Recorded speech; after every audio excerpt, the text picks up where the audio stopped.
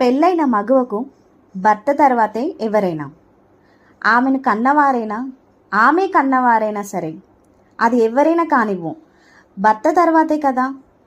అందుకే సీత ఈ సక్సెస్ను రఘుతోనే ముందుగా షేర్ చేసుకోవాలి, తను ఎలా రియాక్ట్ కానున్నాడని చూడాలనే ఎగ్జైట్మెంట్తో ఎదురు చూస్తుంది. అంతలో ఆఫీస్ నుండి వచ్చిన రఘును చూసి కాసేపు ఆట పట్టిద్దామని డల్గా కూర్చుంటుంది. డల్గా ఉన్న సీతను చూసి, ఏమైంది, ఎందుకలా ఉన్నావు, ప్రాజెక్ట్ బాగా జరిగిందా అంటాడు. కానీ సీత ఏం మాట్లాడదు, మౌనంగా ఉండిపోతుంది.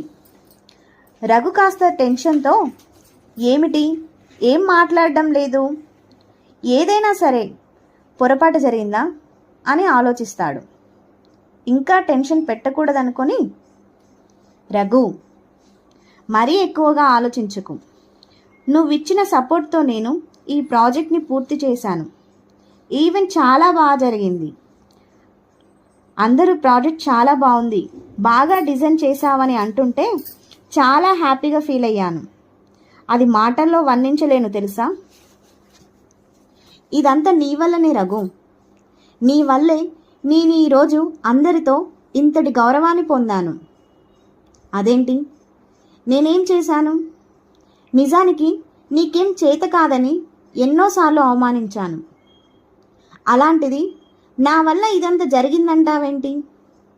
ఇది నువ్వు సాధించిన విజయం కావచ్చు, ఇది నేను సాధించిన విజయమే కావచ్చు. రఘు, నీవే లేకపోతే ఈరోజు నేను ఈ విజయాన్ని సాధించేదన్నా. ఇంటికే పరిమితమైన నన్ను నా జీవితానికి ఒక గుర్తింపు ఉండాలనే కదా నువ్వు అన్ని మాటలు అన్నావు. అందుకే కదా నాలో పంతం పెరిగి ట్యూషన్స్తో మొదలై ఈరోజు ఈ విజయాన్ని పొందగలిగాను. మరి నేనేం చేయలేదంటారే.